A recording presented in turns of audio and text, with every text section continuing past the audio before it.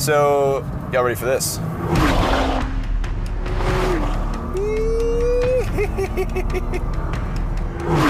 You have to give Nissan credit. Despite how powerful and relentless the GT-R may be, the company always seems to find a way to hone it further, to find more power, sharper handling, or better overall performance. The latest example of their efforts? The Nismo. And it's the most aggressive GT-R we've seen yet.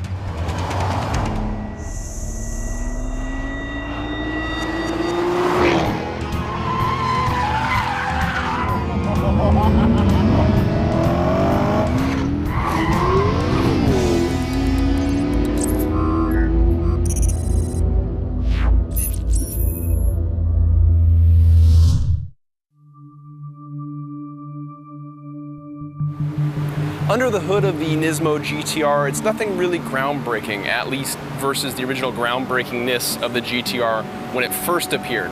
Only now we have 600 horsepower and 481 pound-feet of torque. Now the real secret there is that Nissan has effectively shifted the power band further to the high revs with these new turbochargers and a new ignition system that helps them, figure out the combustion right. Key points about the GT-R is that it's a midship or a premium midship platform. That's what Nissan calls it. They even write it right there. And that means the engine's roughly behind the front axle center line. That's going to help out with weight distribution because they've mounted the transmission further in the back. That's something we'll look at later. Each 3.8 liter twin turbo V6 is hand assembled by a special Nissan technician, and they get their name proudly displayed on the very front of the engine, just like you'd expect from AMG. If you want to see where your money goes in the GT-R Nismo, all you have to do is put it in the air, because, man, are there a lot of beautiful carbon fibery bits and vents and all kinds of wonderful things happening up here. These fins here are interesting, and you might recognize it if you've ever put together a PC and put a heatsink on, because these basically work the same way. They're there to get heat off the exhaust. And there's another pair that we can see up at the front here. Now, there are vents everywhere. They're feeding the brakes, they're feeding all kinds of coolers everywhere. Talking about brakes, we can get to the wheels and tires. Tires are a special Dunlop with a hilariously long name. It's like SP Sportmax DSST 6000 or something. Wheels in the back, 10.5 inches wide, 20 inches in diameter. At the front, they're 10 inches wide, 20 inches diameter as well. That's a lot of front tire up there. That's gonna help this thing turn in as aggressively as it does. Now, interesting choice. This titanium exhaust is the first thing you see, and it's an option and a pricey one at that. What I like is that they haven't bragged about it with the tailpipes. The only way you know it's titanium is by getting it in the air and looking at it.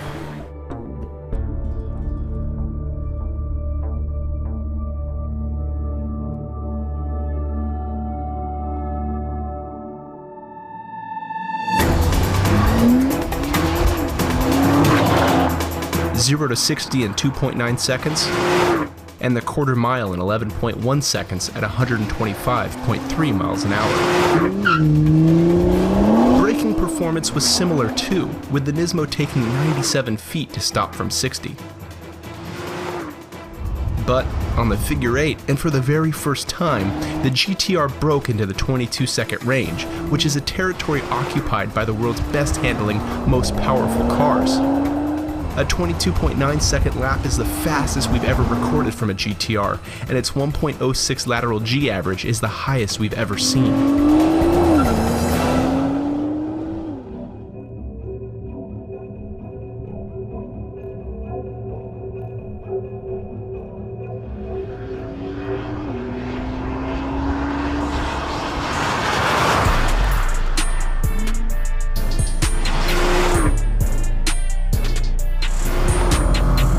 I'll start out and say that the GT-R Nismo is my new favorite GT-R.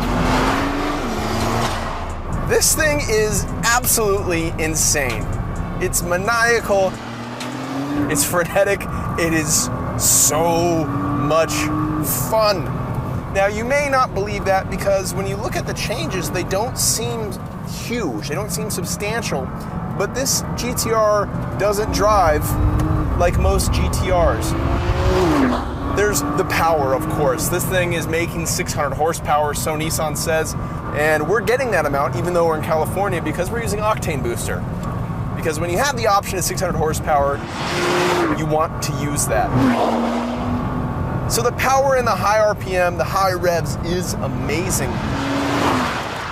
But to me, it's not just the power, it's the changes in the chassis. What I love most about this car is the steering in the front end.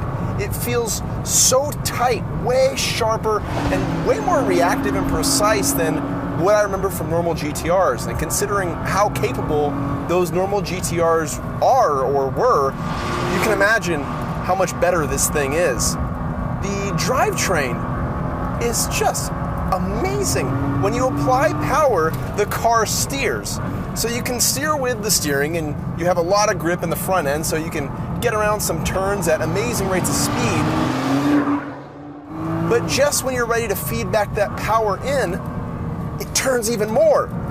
So you start developing this driving tendency where you're accelerating maybe at the apex of a corner, maybe slightly before depending on the turn, and the car just carries you right through at speeds that you never thought were capable through that specific corner. It's amazing.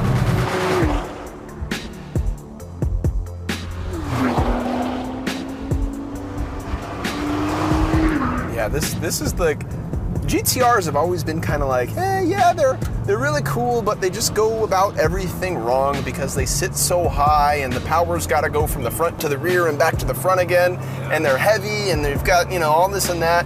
But like, this car makes me a believer. This is like, all right, okay, I'm aboard the GTR train.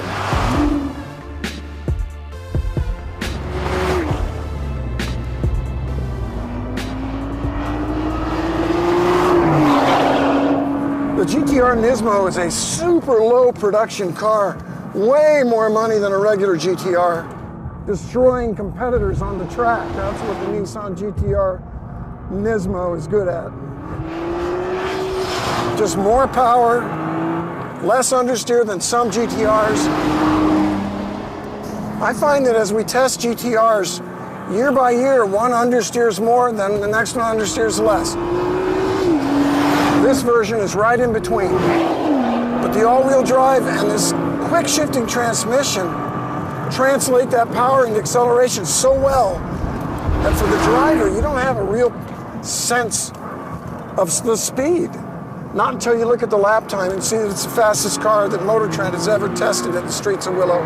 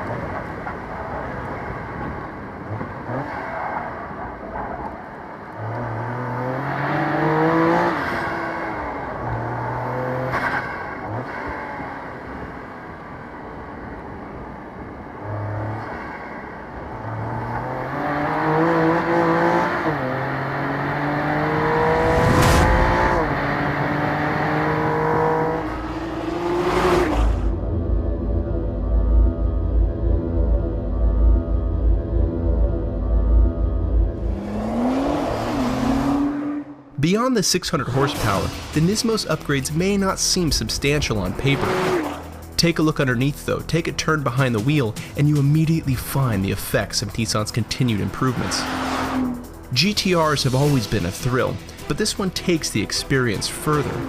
It's satisfying and it's exhilarating to drive, and the fact that we can't find a street car that's faster around streets of Willow speaks to the GTR's utter capabilities.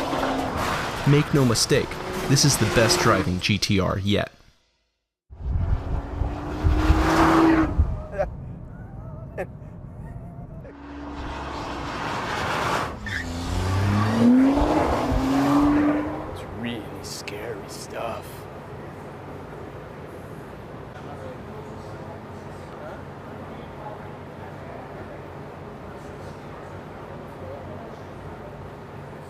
Good?